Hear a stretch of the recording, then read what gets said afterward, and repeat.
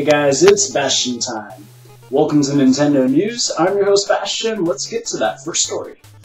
Tetris is not Nintendo specific. It's been on practically every console and computer known to man, but for a lot of us, our first experience with Tetris was on a Nintendo console, so I feel like that makes it okay for me to talk about this super awesome mug that is not just a Tetris mug, but it changes with heat. It has an early version of the game, and then when you put the hot beverage in it, your hot cocoa or hot spiced apple cider or coffee or whatever, the heat causes the image to change so that there's a lot more blocks having filled up, and the score changes, the next block changes, basically everything changes, and it's just super awesome, and I want it so bad. Our next story is kind of bizarre. It's the fact that Ubisoft and Activision are kind of arguing about whether or not games will be released for the Wii U before the Wii U itself is released. One of them says yes, the other says no. It doesn't really matter. I mean, you won't be able to play them until you actually get the Wii U itself, so who really cares? But it's just funny that one of them is going to release games for a console that's not even out yet. Whatever.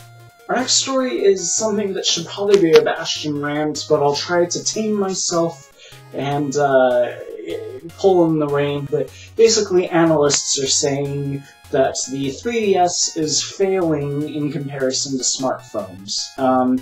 And it just annoys me so much that they don't seem to understand that smartphone games are nothing like 3DS games. Sure, in both things you can use a touchpad sort of thing, but that has nothing to do with the depth and involvement of a 3DS game in comparison to a smartphone game where you're cutting fruit or rope or playing basically Scrabble, and I'm still not sure how Words with Friends hasn't been sued by Scrabble, but, you know, like, those types of games for the smartphone are for the smartphone for a reason, because, you know, you can't really play a 3DS-style game on the smartphone, so it's just annoying that analysts are so dumb that they can't understand the very basic concept that, you know, sure, you might be able to sell a bazillion copies of a 99-cent cutting fruit game,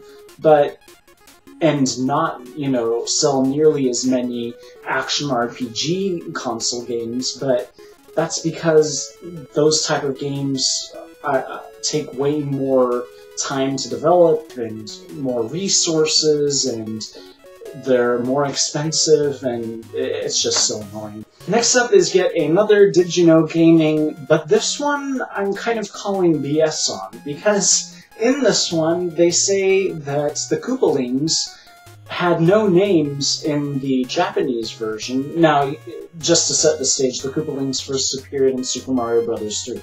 And apparently in the Japanese version they didn't have names, and even in the instruction manual, and then it was only after the fact, according to this, Did You Know Gaming, it's only after the fact in the North American version did the North American team decide to go ahead and apply names, and that they did so without any involvement from Nintendo of Japan, and that's why they have these music names, names based on famous music personalities, like Roy Koopa is Roy Orbison, and things like that. And that it's an afterthought. This makes no sense because one of the most obvious aspects about the Koopalings is the fact that their appearance matches their name. So their sprites weren't changed between the Japanese and the North American one, so clearly these music names must have influenced their sprite design to begin with. I just think that they got it wrong. It seems so clear to me that their music names is what influenced their design, and that this is totally wrong in saying that the names were applied after the game was already released in Japan. That it just can't be.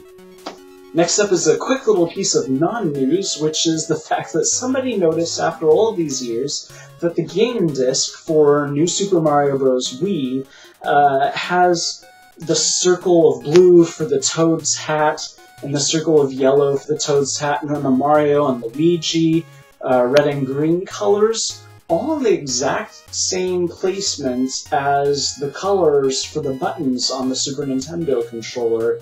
Not the North American version, which just had purple buttons, but the original Japanese version.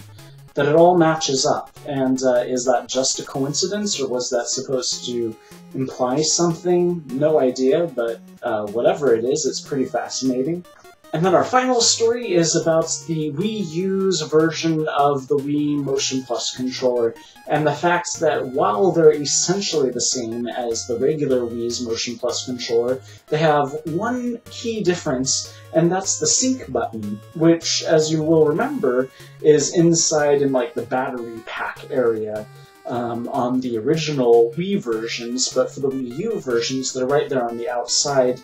And that's a much better design choice in my opinion, because I have to admit, when I go through long periods of time without playing a Wii, I forget where the heck that button is and how to sync at all to a different Wii, and it drives me crazy every time. So the fact that it's on the outside is so much more reasonable than having to hunt for it inside of the battery area. So good job, Nintendo!